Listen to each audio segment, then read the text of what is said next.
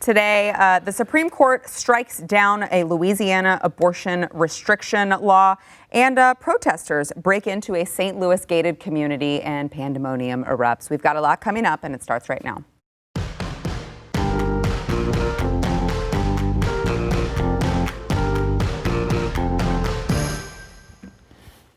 Welcome to the news and why it matters. I am Sarah Gonzalez, today joined by Stu Bergier, host of Stu Does America here on BlazeTV. Thank you, Sarah. Thank you for being here. And also Eric July, BlazeTV contributor. And I have to say, we almost just started talking about the Cowboys on air, but I guess I'll rein it back in. I'm disappointed by that. Literally the second before we went on air, we were talking about Tony Romo, and I'm really tempted to just keep going on air. Yeah. But I feel like we'll get some hate mail if we do that. Maybe a little bit. So, the Supreme Court, John Roberts strikes again. John Roberts cast the deciding vote in a 5-4 Supreme Court decision announced today, striking down Louisiana's abortion clinic restrictions. He, of course, sided with the court's 4 liberal justices in this landmark case. Now, this was June Medical Services versus Russo. And the case itself was centered around whether Louisiana could place, quote, health and safety restrictions on abortion clinics operating within the state. So we've seen this countless times before. It's the restriction that says that the doctors performing the abortion have to have admitting privileges at a local hospital within a certain radius, so that if something goes wrong with the patient who is, undergoing this surgery, they can then be admitted with the doctor into the hospital. You would think, if you're a feminist, you're into women's health, that's like your thing that you're passionate about, you would think that this would be something to be on board with. However, not so. The abortion freaks were excited at this, obviously, because killing babies on demand is great for them. So it's a heck of a summary of the Supreme Court ruling. Am I wrong? Am I wrong? Well, here's one thing you're wrong on. Stop saying John Roberts sided with the 4 liberal justices. He's just there. He's just there. That's what he does every single time. The reason they keep going after this case this way is because in Roe versus Wade, it says you can restrict based on these health measures. The states can come up with health measures that they think will improve the situation. And so that's why they keep, abortion opponents keep targeting it that way, because it was in Roe versus Wade, which is in ancient history at this point. Roe versus Wade, it bears no resemblance to the actual policy we have here. It would be amazing if we could get back to that. Right. It would be if you're pro-life. Yeah. Right? It's a massive move to the right from where we currently are. Yeah. Which is something I think a lot of people lose sight of here. But this is, I think, probably most interesting because John Roberts disagreed with John Roberts. Like, he was so invested in making sure this didn't come out this way. He had previously ruled on an almost identical case where he said he agreed with the conservatives on that side when the conservatives were in the minority and lost. Now that we've now come back a couple of years later, the almost exact same thing comes up, and now he's changed his mind, and now he is siding with the liberals, saying, well, I do believe that the case was wrong, but we already decided it, so now I have to side with the other side. No liberal justice in history has ever done anything like this. No. This only happens to conservatives. And John Roberts is just, look, you can, he seems to only care about the reputation of the court. Does not seem to care about the Constitution, does not seem to care about law. He does not seem to care about anything other than making sure people don't get mad at him in the media. And it's the one place that's supposed to not happen. I understand it happens in politics, not supposed to happen in the court. And Roberts just continues to embrace that world. Yeah, Eric, you're a libertarian. So I'm very curious. Yeah, no, it's so many different angles to go with that because when you consider that it goes all the way up to the Supreme Court, and the Supreme Court is supposed to make some objective position. I've said on this show before, I don't know why people expect that. I understand. I understand that, ideally that's what they should do. Some people are not as cynical as you. That's very true, very true. But it's, my thing is when I look at this, other rulings and so forth, and even sort of state Supreme Court rulings, it's the fact that what this always boils down to is that people definitely, when it comes to the leftists or more liberal, modern liberals, I have to make that distinction because they're not literally liberals in the classical sense. But they sort of teeter-totter around when it's okay to have some sort of policy, some federal policy that prevents people from doing something individually as far as them making decisions. So in this case, we're talking about hospitals or more so abortion doctors, however you feel about them. Now, I am a pro-life libertarian. I just want to make sure I get that out there because I think this is the one subject matter that libertarians, probably the only one that people are just like down the middle. Like you can find a libertarian on either side of this position. And very passionate both ways. Absolutely, very passionate both ways. So my whole thing is that, yes, I can understand the idea of the state not being involved in sort of dictating what exactly these guys certainly must do. My only issue with it is the same issue that I have when it comes to other rulings, is that if we apply that, definitely when it comes to these liberals, to different things, even including in the hospital, when we talk about regulatory law and so forth, that's not anything that they would ever hold true. This is like you mentioned earlier, this is just, okay, this is a pro-abortion type of deal.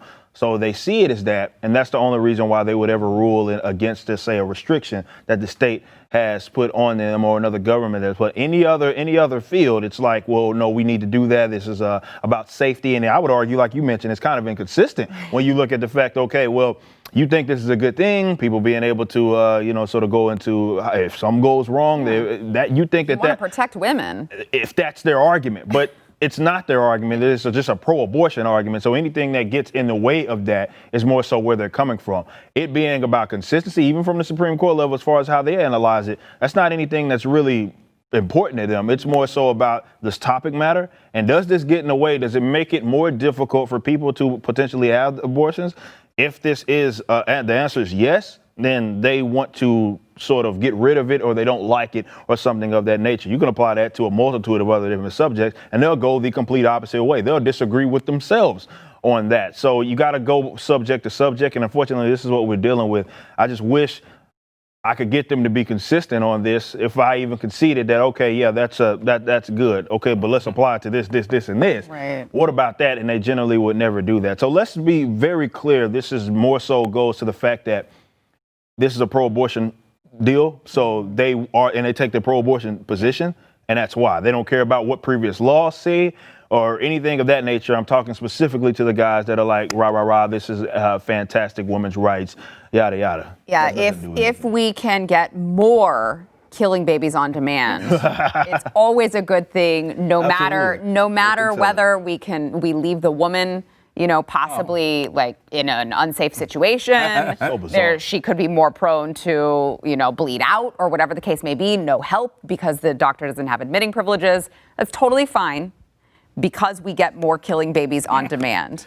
How do they still get to use the term women's health and women's reproductive health? I don't understand. I don't understand it either. And it would be an amazing world if the left was half as libertarian on any other issue as they are on true. They just love a freedom. No going to get between you and your doctor. My body, my choice, right? Gosh, same guy's telling me I need to forcefully cover my face, right? It's really ridiculous, right? I mean, and like there is this idea, the women's health thing is an interesting part of this. It's the approach that pro-life activists keep taking because it's in the ruling, so it's a sensible way to go. And of course, I do care about women's health, and I don't really want I think having extra layers of safety applied to a situation like this is important. But to be clear, they keep saying like is this a Trojan horse to just try to get rid of abortion? Yes, 100%. That's what I'm doing. And I'm proud of it. I will say, you know what? I would like a lot more people to be alive. Yeah. It's a heartfelt stance of mine. More people alive, less people dead. I have a little bit of a range there, and I would like to keep it on the alive side as often as possible. It is. Republicans have been forced to go down these very narrow roads and conservatives to try to limit abortion as much as they can because it's been off the table that you could have a ruling that would actually favor the repeal of Roe versus Wade, despite it being some of the worst law ever conceived. And we see yet again, there is absolutely no chance this court is going to do that. All of the fear tactics of Roe versus Wade is going away are insanity. They can't even get the most minor restrictions through this court. It is until you need like 40 conservative justices to get the 5 to actually rule against something when it comes to abortion at this point. It is, as much as like the left has tried to scare voters to go to the polls by these rights are going away, they're not going anywhere. And even if, in the impossibility that they were actually going to be voted down, they'd still be legal in like 40 states. Yeah. So this is just a nonsensical argument. They keep acting as if women have no rights. They do have rights. They have lots of rights to kill their children, and they can go all over America and do it. Congratulations, you won again. So I have just a really quick follow-up question to that. So are you saying you're not into killing babies? I have a little range. The not killing babies range is where I try to stay. It's a crazy position of mine. Mm-hmm. Okay. Yeah. I hear your I'm a radical. white male privilege. I'm an extremist on this one. Want the babies to all be alive. Whoa. Eric, so to Stu's point, I'm old enough to also remember when we were told that Kavanaugh getting confirmed to the court would lead to women's rights being completely taken away. They would be dying on the Trump's streets, election honestly. was going to be that. They said Trump's election itself was going to be that, and it's not the case. He was going to take away birth control pills. Yes, he was going to. And of course, Mike Pence was going to electrocute all the homosexuals. That's right. And all kinds of weird stuff. And it's to the contrary quite often. This is where I criticize a lot of conservatives, because it seems to be they're always on the defense. It's like the leftists control the entire conversation, and it's always pushing, the more so it's swinging their way all the time. It's always swinging their way. Nowhere is there any pushback on any given thing. So, but yeah, I mean, it's good that you highlight that, because it's highlighting how, yes, and I would think that was offensive to you, that people limit your rights to abortion, right? It's like women's rights, abortion. To kill their own children. That's the only thing. And if you're against that, then you're against women. Like, what are you saying here? Like, is that the only thing there is that means to be a female? Is that, we can just procreate. We just pop them babies out like it's nothing. Yeah, it's something that I would think would be insulting, but that's how they view things through these very, very, very narrow lens. But no, they're like rights to, unfortunately, again, kill babies, which is, you don't have a right to do that, by the way. But they're not, rights aren't going away, but that's how they control the narrative. That's how they control the conversation, is they make the conversation or the narrative sort of be that. It's like if you're against black people, if you're against this particular law or this particular ruling, you're against women, if you're against this and against that. That's how they control the entire conversation. You can be completely against it. And obviously in this case, in a lot of cases, we take it serious when it comes to women's health in this regards. However, they feel as if they have the high ground all the time and they have the right position. Their position is always in protection of some marginalized group. So if you are in opposition to them or in opposition to a policy that they propose, then you are against that entire group that they have illegitimately claimed. This has been a tactic that they've used time and time again and will continue to use, which is why they knock everything down with claims you're racist, you're misogynist, you're sexist, you're homophobic. No matter what it is, they just shout these things out because they feel as if their position is the right position. And if you more so if you disagree with them, then how could you care about women or homosexuals or black people or anything like that? But they control the conversation, and it's unfortunate because they're going to keep pushing that pendulum. It's going to keep swinging that way. Hopefully it swings back at some point, but it's going to keep going that way. So as long as people are always on the defense and constantly compromising with these types. So last question here. President Trump, obviously, there were a lot of people who voted for him, and their whole reason for it was, it doesn't feel good to me, I don't like it, but the Supreme Court, but the Supreme Court, but the Supreme Court. Now we see some of these rulings coming down the pike. They really are not probably in favor of what these people were thinking that they voted for. Can President Trump run on that again? I mean, I don't know what the messaging is either, because you can't say again, vote for me and I'll fix the Supreme Court, because look at what's happening now. So how does he navigate those waters? But that is what he will say. I know. Look, he's going to say, we need to, all the things that he ran on last time are going to be things that he runs on again. I'll pick from the original list this time, I swear. Yeah, I know. I mean, look, Kavanaugh and Gorsuch were, in my mind, both on the right side of today's ruling, although they have not always been, I don't think. I mean, I'm more worried about Kavanaugh, frankly. I like Gorsuch more, but still, They were on the right side of this one. This is a Roberts issue. You can't blame Trump at all for this one. Right, correct. But that being said, you're right. Like there is this sort of superhero complex thing that Republicans get involved in, and like we just need this savior. Just please come and save us. We need to pick that one magical guy. Donald Trump might be that magical guy. We'll get Neil Gorsuch in there. He'll be the magical guy. It'll be Brett Kavanaugh. That is not how this works. Like these are human beings. They're going to suck sometimes. We get into this this idea that we can like go through government and elect these politicians or judges that are going to come to our rescue and save us from all of this. It's not reality. And I think a lot of times, as much as I we talk about politics here every day, we get too into it. I mean, it's too much of a focus of what our life is. I mean, we can criticize the media all the time for focusing on Donald Trump 24 hours a day, and it is not a healthy way. It's not the way this country was designed to run. I mean, George Washington was tried to basically hide from the people because he was like, I don't want to be king. I'll be president. I'll do my job and I'll go back after a couple of terms. Like there is a different. It's supposed to be a different mindset here, and we're so locked into we're judge our lives on what Washington is doing to us when we're supposed to be leading this thing. This is America. The people are supposed to be leading this. And I think when we remember that, we're at our best. We're at our worst when we say we don't have a king, but we still constantly focus on these king-like figures in Washington, D.C. to try to bail us out from every bad thing the society is doing. It's still on us. When it comes down to it, I know no matter what Washington does, if I'm able to take care of my family and I'm able to take care of my friends and have a good, life, they can't do much to screw with me.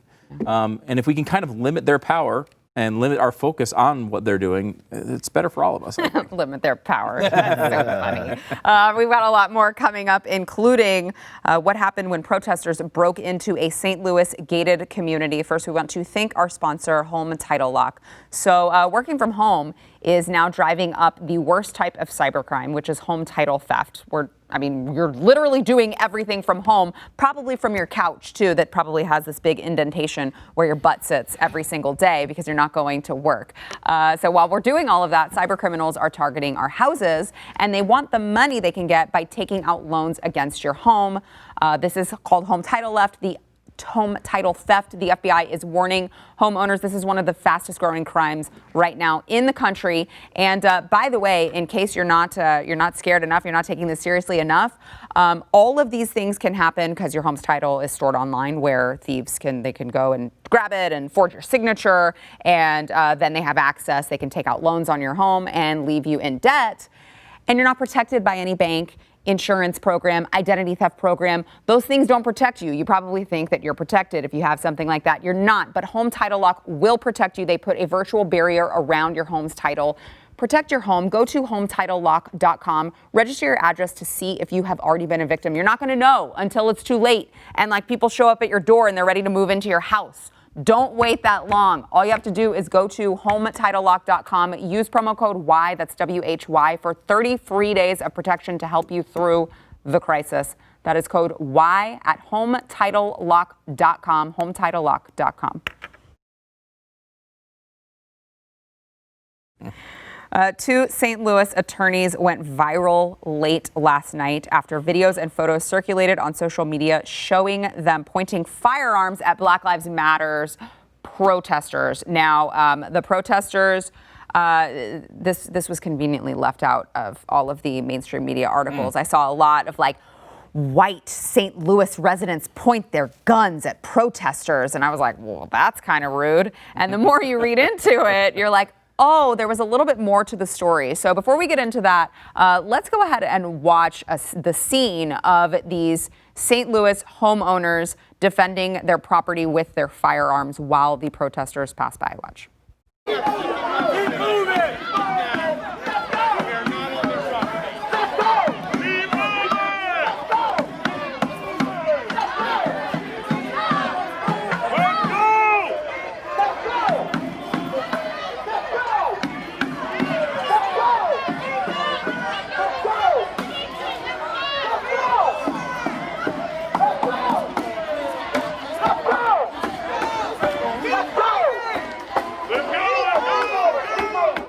I just want to set their horrible trigger discipline issue aside, because it's giving me a tick. I can't. They look like they're about to shoot each other. Is that part I cannot get on board with. However, these protesters, not so peaceful as the mainstream media would have you believe, they actually broke into this gated community, and they were marching towards the mayor's house, who lived in this community as well, to demand his resignation, because that's what you do when you don't like your mayor. There's no other way to get the mayor to leave. You have to march into his gated community and demand his resignation. Is there voting still or no? Is that no? That's not. Oh okay. wait, I wasn't sure if that existed anymore. Oh, I thought there was. So you're saying that voting could just get him out? You could just vote someone else into office, yeah. Oh, that seems way easier. It does seem easier because it's a lot of walking, this whole marching into areas and going up and breaking into things. Yeah. A lot of effort needed. I'd skip it. Just vote next time. Okay. Well, I mean, there's your tip for the day for the protesters. So yeah, a lot of people, they've been doxxed already. These St. Louis attorneys, they have already been doxxed. People know who they are. They're being threatened. And they came out and they said, we feared for our lives. We live in a private gated community. And these people came and stormed, the private streets that we pay for. And we were just trying to protect our property, defend our property. And Missouri has the castle law. So I don't believe they were in the wrong here, even though the mainstream media would have you believe that they were. Eric, what are your thoughts? Well, that in itself is the important thing. Yeah. Trigger discipline aside, or the she's kind of just doing I can't. That was kind of annoying to sit up here and watch. The guy was a little better, but she was kind of like just like with her hand. I don't know if it was loaded or not. But that aside, yes, you break into a community that's gated for a damn reason. That's why it's gated. Clearly, they don't want random people just waltzing up in there. That's the whole point of having. And they pay a lot of money for that to not happen. Absolutely, a lot of people that live in gated communities. That's the whole point. We don't want situations like that happening. So, what I don't like is how people have geared the conversation towards, okay, these people pointing guns at peaceful protesters. Mm-hmm. Goes right back to what we have been talking about with the rioting and the looting and so forth. People expect to do things and have absolutely no consequence to their actions when it comes to dealing with other people's property. Mm-hmm. The idea of them standing out front with their guns, there's nothing wrong with that. I don't care if it makes you mad or squeamish because, well, they are, at the end of the day, the people that are breaking into the gated community, and you as a property owner have no idea what's going on. So, and definitely when you consider this climate, this political climate, and things that have been done lately as far as rioting and all, you have absolutely no idea what's going to go down. So if you got your rifle, you stood out in front, it's like, y'all need to stay on that side of the property. If you come on this side, things may occur. Mm-hmm. That's their right to do that. And just because it makes you feel some kind of way, training aside, I know there's some things wrong with what it was that they did. We just talked about that. But the thing that they're getting mad at is nothing wrong. And that is, you have people holding the ground on their own property with their weapons because there are individuals that broke into their gated community and are just doing whatever they want willy-nilly. That's their right to do that. So you can be mad at that all you want. That in itself is not right. If y'all were talking about the training, I'd be on board. I'd be like, all right, yeah, we may need to get them a couple of classes. Let's get them right. But what they're griping about is nothing wrong with it. Yeah, to Eric's point, people keep saying, but they were just peaceful protesters. They are allowed by the Constitution, the First Amendment, they are allowed the right to protest peacefully without fear or intimidation tactics. Can you be considered a peaceful protester while trespassing? I don't think so. I mean, public property, you can assemble there. You can't assemble in my living room. That's not how this works at all. Look, I mean, it was I don't know that I would necessarily take the exact same tact as these guys. Like, I would certainly be in my house with my hand on my weapon and ready to see if something was happening. I don't know that coming out and doing a big show of it does any good. You're just drawing attention to yourself. But people have eyes, right? We've seen this happen all over the country. And, they keep making this show. This is a big thing that's happened online over the past few weeks, where these protest groups are saying, well, you know what? Why are we burning down our own communities? Let's get out to the suburbs. True. And that's been all over the place online. it's happened at some levels, but not as much as it's been hyped online, of course. But like, that's not something this is just advice to any protester out there. Like, all these people in the suburbs, they're usually in red regions, and they all have money. And that means they buy guns. And you are going to walk into there like you're thinking you're walking into like, the Branch Davidian complex. These cul-de-sacs, that's what they're like, okay? They're not shooting them a lot, but they're all there, and they're all ready to protect themselves. It's not an advisable situation. I wouldn't go burn down anything anywhere, but you don't want to go out to these areas. Trust me on this. The video is really amazing. This is my favorite sequel to The Purge now. It is now my favorite one. So I don't know if Blumhouse is going to make this movie, but this legitimately, I don't know if you guys have seen Purge sequels before, the movie. This looks like it is directly out of one of those movies because in a way, they use humor at times to make these points. It looks like it's right out of that scene. I would not advise. I'm not a gun guy, right. I have guns. I know how to use them, but I'm not like a passionate gun guy. I don't think the right move is to stand out on your porch with your AR or whatever that is, and kind of like regulate. However, it is legal. Trying to do. It is totally legal. I don't know that I would say it's advisable. Like, open carry here is legal. I don't necessarily do it. You can, though. And I don't think they did anything wrong, anything to be prosecuted over. But now they are the focus of millions of protesters around the country who really don't like them. And I don't know that necessarily helps your house and its safety either. I did also see, before we came out to set, that apparently they are looking into like 4th-degree assault, I think, but not on the homeowners, on the protesters, and also trespassing. Because again, that's like a thing. That, man. That's a thing. And by the way, for those of you out there, and I know there are a lot of you, because I spoke to a lot of you on Twitter today, probably not watching the show, because if you were, you'd be more informed than you are. But it turns out that you don't just get to say we pay taxes, therefore we have a right to access private property. Like, that's not... It's bizarre, man. It's the weirdest thing I've ever heard. They're like, well, but our taxes pay for the roads. Like, no, they really don't. Not for private gated communities. No, they still pay for it. No, they don't. And also, it's still trespassing. I'm not sure. So you can't use that. The virus of the coronavirus is bad. The virus of stupidity in this country is way much worse. more widespread. Way worse. Way more contagious as well. All right, we've got more coming up. Back in a minute. I just like the guy out his little polo shirt. He's not wearing shoes, I don't think. He's not. No. That's the way to roll out. Grabbed it. The Washington Post attempted to fact-check President Trump on something he said last week. He said, you hear about certain places like Chicago, and you hear about what's going on in Detroit and other cities, all Democrat-run. Every one of them is Democrat-run. 20 out of 20, the 20 worst, the 20 most dangerous are Democrat-run. So, Stu, the Washington Post attempted to fact-check him on this quote. And I assume it went really well, because the Washington Post usually is really good about that. It resulted in one of the biggest self-owns in history, where they turned it over to their graphics department and came up with these two charts. Yes, it's true. Not every single one is run by Democrats. Only when it comes to per capita, 19 of the 20. And the 20th one is in an independent. So it's not even a Republican. And when they did it by total numbers, it was the same situation where I think it was 17 of 20 were Democrats, 1 Republican, and 2 independents. Look, they got him.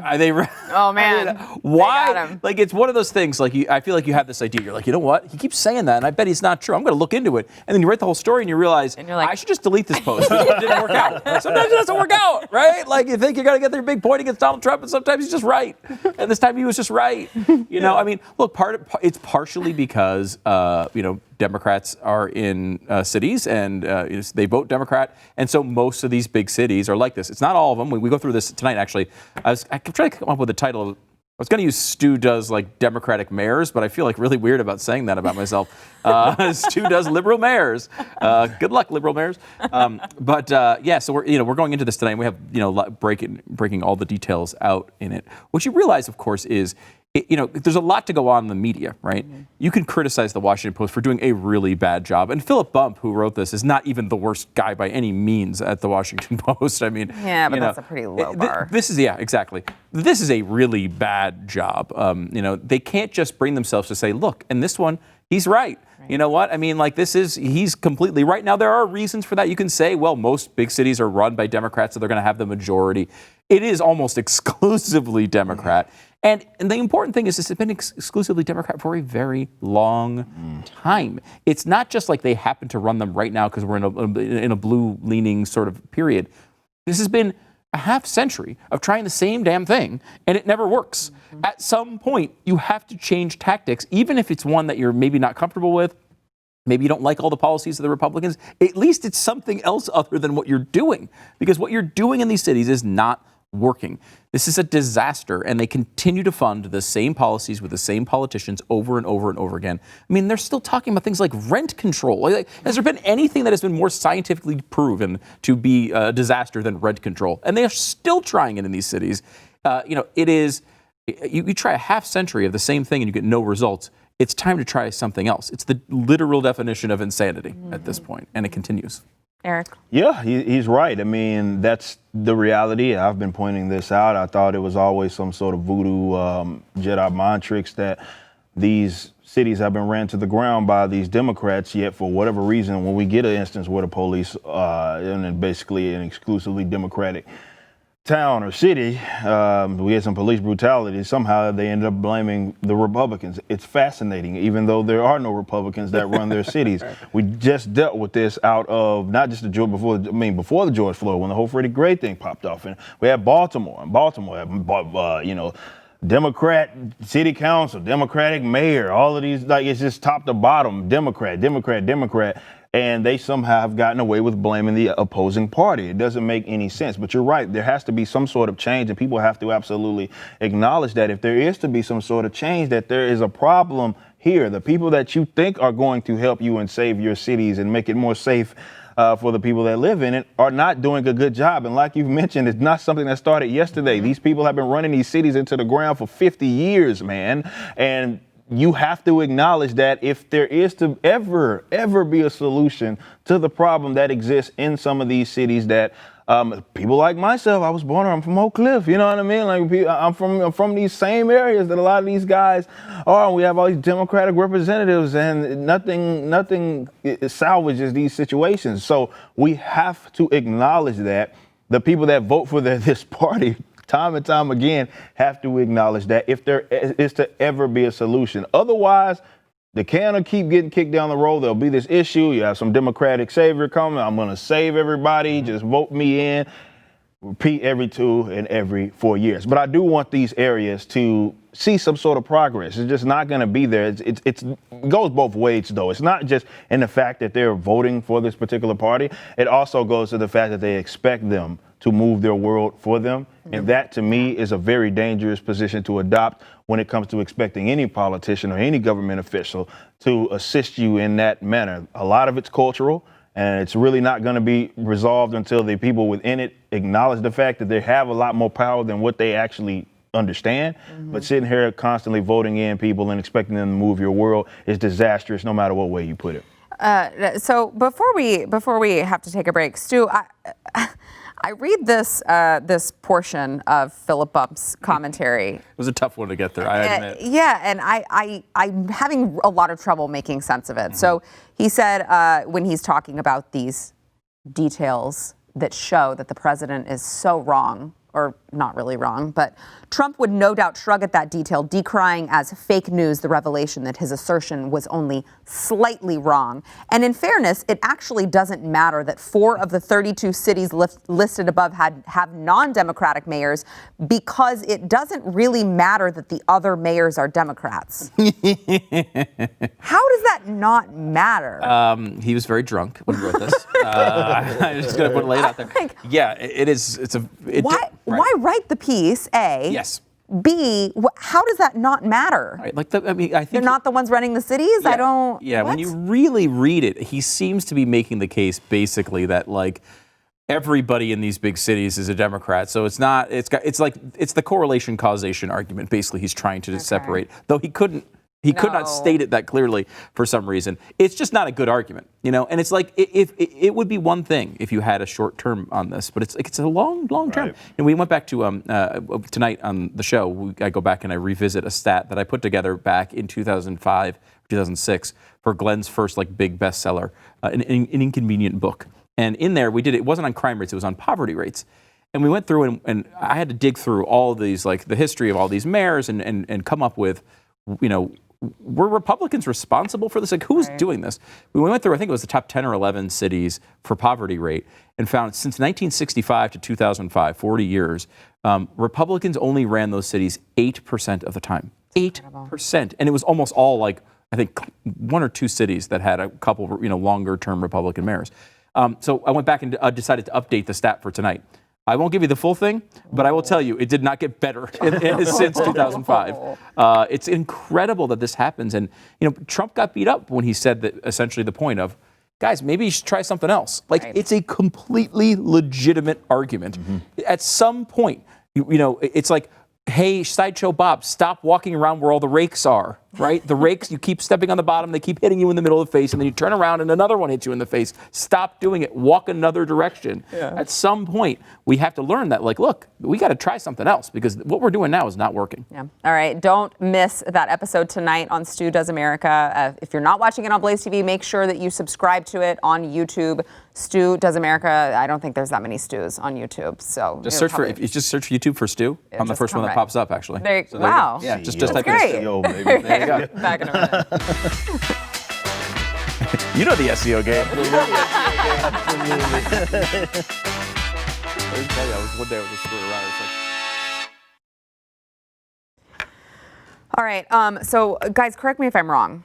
We talked about what was going on in Texas with Governor Abbott coming back on some of the reopening. And he did ban outdoor gatherings of over 100 people. Right. Well, it depends on if you have special rules. Basically, it's he said gatherings, if they have to get local permission, and it's other special occasions or something like that. What he said, I think that means protest. So the coronavirus knows if you have submitted a permit for a special occasion. Basically.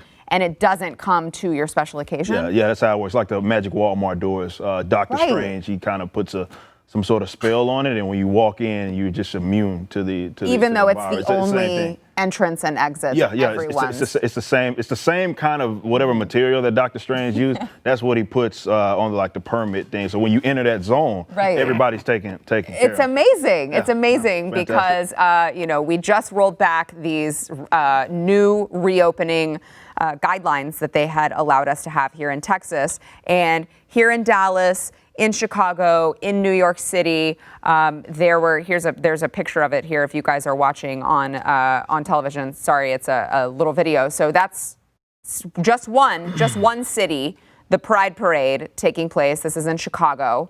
I don't see very much social distancing going on here. In fact, that actually is my worst nightmare, being that crammed in. Screw the virus. I just don't want to be near those many people. Right, yeah, no, I don't care about the virus at all when I'm talking about that being my worst nightmare. But that happened in Dallas as well. There was a pride rally. I know I saw a picture of Jerry Nadler, who was attending another pride parade. I did not see him wearing a mask. It may have been invisible. I don't know. But I did not see him wearing a mask. I'm having a hard time figuring all these things out. There's a lot of moving parts here because we're being told that there's a COVID spike and it's very, very, very important that we all stay home and not kill grandma. But then I'm also seeing a lot of people crowding together, and still some beaches were closed in Florida over the weekend. Amazing. President Berdi Muhammadov of Turkmenistan, the nation of Turkmenistan, they decided to get rid of coronavirus with one simple trick. You know those web videos you see, like one simple trick. They just banned the word coronavirus. So they've had 0 cases, which is pretty amazing. That's a great idea. It's hard to have cases because you just ban the word. Yeah. And I've mocked him on the air saying like, this is ridiculous. It's not how you get rid of a virus. You can't just ban the word. What is the difference between that policy and what we're doing now? Oh, it's a protest. Go ahead, walk outside, get as close as you want. It's just as insane as what he's doing there. It really is laughable. And like I like to believe that the best case scenario here to me is that they didn't believe that coronavirus was all that bad, and now they just wanted to screw Republicans when they had their protests and they were critical of them there. I'm terrified. It's the opposite, that they actually do know it's bad, and they're all just letting them go out there, and because they don't give a crap. They don't care when their power and their little agenda is there on the table. All of a sudden, the virus doesn't matter to them, and we're seeing the potential results of that experiment right now. I mean, look, we don't know how this is going to turn out yet. We're still in this, we're in that window between cases rising and what happens with deaths. We know it's about 15 to 35 days after these cases where almost all the deaths occur. We're at, I think, 13 days since the rise started in Texas. So we should, over the next couple of days, see what the results of that for. There's some hope in that maybe it's a younger crowd or whatever. But the bottom line is you see this in the numbers in Minneapolis as well, Minnesota, where every age group except 20 to 29-year-olds are seeing no uptick. It's just 20 to 29-year-olds. Now, there's theories that it could be bars, guys going back, everyone's going back to bars and they're just crowding in, and that's why I think Abbott did that with bars here. But like, the protests have to be a part of this equation. You have to be thinking that all of a sudden we just said, hey, everybody, let's gather in groups of 30,000 for a few weeks and see what happens. It's insanity. Yeah. If you actually believe this virus is at all anything, right? It's insane to encourage people to do it. Absolutely. It's a giant experiment with human lives. Yeah. Like, I can't even believe it's going on. We've got a little under a minute, Eric. The game's rigged. This is something that I've emphasized. So true. They get to do, for those that watch wrestling, Eddie Guerrero tactics, lying, cheating, and stealing is what they do. And they they make the rules up and then they change them on the fly. And they only apply to you. They don't apply to them. That logic, they're not killing grandma when they're out there with groups of thousands, hundreds of people. They get to do that. But you don't get to do that. You don't get to go to the bar, but you can go link up with a bunch of people, 100 people, and protest for several hours. That is absolutely on the table. What they're doing when they try to lecture us is more so moral grandstanding. It has nothing to do with saving lives. This is why over the last couple of days, I've had more people tell me that they hope I get it and die from it, because it was never about saving lives or anything like that. It was about moral posturing more so, and trying to lecture everybody else to make themselves look good. They never ever gave a crap about saving lives or anything like that. They're a bunch of hypocrites, and the game is rigged, and I hope Republicans see that. Yeah. All right, back in a minute. Sadly, I don't think they do. They don't. They don't. This is why Abbott did what he did. I grilled him for it. It's like, dude, what are you doing? All right, Friday's poll: with social media censorship ratcheting up, will you make the switch to Parler or stay on Twitter? I said on Friday, I think that this poll was sponsored by Parler. However, it was on Twitter. It was on Twitter. I know. Yeah. I wonder if do we have a Parler Blaze? Poll? No, a Parler Blaze account. I don't know. It's a good question. I bet we do. Probably do. Okay. Well, if we don't, then we'll get on that. Let's see. 55% of you almost said use both. 37% said you're going to switch to Parler. 8% said stay on Twitter. I don't know. I guess you just like hating people all day. Today's poll: who is the most liberal justice on the Supreme Court? This is I like this is trolling. This is a total troll move. Justice Roberts, Justice Roberts, Justice Roberts, or Justice Roberts. I'm not sure which. Probably Justice Roberts by a little bit. Yeah. Just a little, though. Slightly. Yeah, really? You think a little? I feel like it's a pretty wide margin. I think it's a close call between him and Roberts. Definitely not a troll aimed at Justice Roberts. But let us know what you think, I guess. Let us know which Justice Roberts you pick. Gentlemen, thank you for being here, as always. Thank you. Don't forget to catch Stu Does America. Are you right after the show? I'm at 8 p.m. Eastern. Okay, thanks.